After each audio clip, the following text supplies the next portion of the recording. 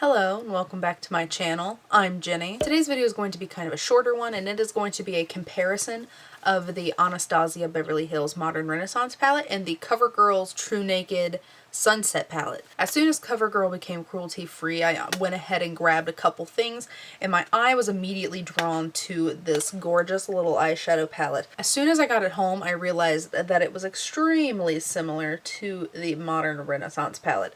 So what I went ahead and did today, instead of doing a full-on tutorial with these palettes, I went ahead and did one eye using Modern Renaissance and one eye using the CoverGirl True Naked.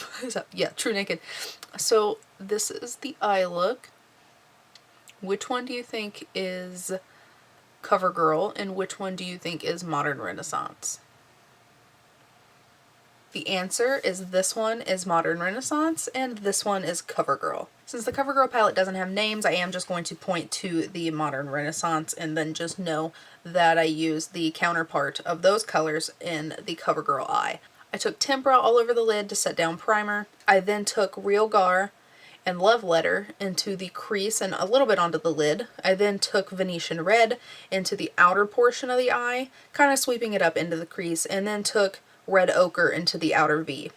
I then took Primavera and Vermeer on the inner half of the lid, and then I took Vermeer on the inner corners. And then something that I did was I took Cypress Umber to line on both eyes because unfortunately the CoverGirl palette does not have that shade. So before going into swatch comparisons, I did just want to go ahead and talk about the pros and cons of mostly the CoverGirl palette because everyone knows how awesome the Modern Renaissance palette is. It really is a good quality palette.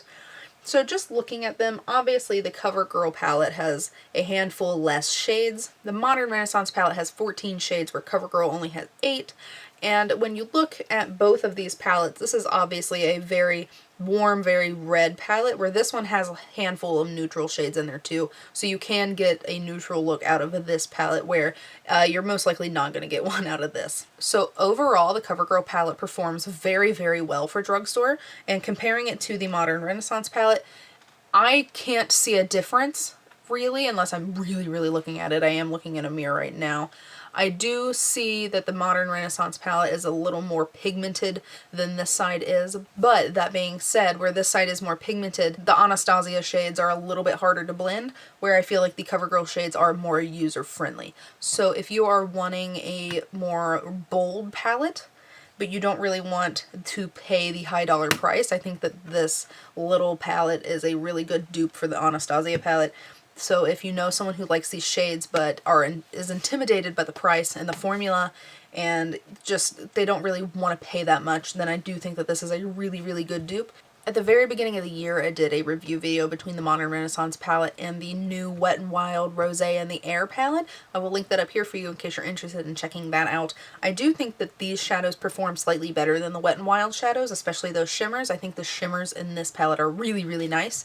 They're not nearly as nice as these, of course, but I do think that they're really good, especially for that drugstore price point, because this palette is, I think, $42-ish, and this one's anywhere between 8 and 10. Overall, they are both very good palettes, and it just depends on your price range and what exactly you are looking for. So now I will go ahead and compare them shade by shade. I am going to swatch the Modern Renaissance shade first on top, and then I will swatch the CoverGirl shade underneath. And I will probably go by twos just so I can get 4 swatches on here.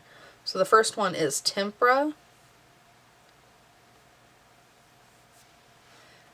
So Tempera does have a little tiny bit of a sheen and is a little more like white champagne, where the CoverGirl one is a little bit more peachy. Next we have Vermeer. These two are very similar, but Vermeer is a little more champagne-y white, whereas the CoverGirl shade is a little bit more pinky. But they are very, very close and they give off the same effect on the eyes. So next we have Primavera.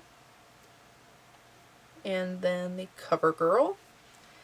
Primavera is a little bit more true gold, where the CoverGirl one has a tiny bit more bronze in it, but they have the same exact effect on the eyes. And then we have Red Ochre. Shade-wise, these are very, very similar. I just think there's a hint more pigment in the Anastasia shade. This is the only one I didn't use today, and this is Antique Bronze. So I do prefer Antique Bronze over this other shade because Antique Bronze has a hint more brown, where the CoverGirl shade has a little bit more red. It is more of a satin finish, but it does pull more matte on the eyes unless you pack it onto the lid. Then we have Venetian Red, and then the counterpart. Overall, I think that those are super duper close, and I don't know that I would know the difference, and actually based off of these swatches, I would think that this one was from the Modern Renaissance. And then we have Love Letter, and its counterpart. Oh, that was a messy swatch. These are almost identical. I can't really even tell the difference without really looking at them. This one has a hint more red in it, I think, but overall these perform almost exactly the same. This one does have a little bit more trouble blending than the CoverGirl one. And last one is Real Gar, which is that orange. Let me get you a better swatch just so you can see the color. So obviously these two are different. Maybe not that obvious. It doesn't look so obvious on viewfinder, but in person this is a lot more orange and this is a lot more like muted brown. Overall they do look very similar on the eyes though. So that has been my comparison. Overall these are both very, very nice palettes, and like I have said a million times already, it just depends on what you're looking for. If you're not wanting to pay this price point but you love these colors, then this is a very nice option for you. If you want that very, very intense, very pigmented, overall this is way more pigmented and you do have a handful more color options. But if you just want a handful of these really bold shades, then this is the way to go. Especially if you're just kind of getting into makeup, then these are way more user-friendly than the ABH formula. I hope that you found this comparison helpful. I will have both of these palettes linked down in the description box in case you're interested in checking either of them out. Thank you for watching this video. I hope you enjoyed it. If you did, please give me a thumbs up, and if you would like to subscribe, please feel free, and I'll see you next time. Bye guys!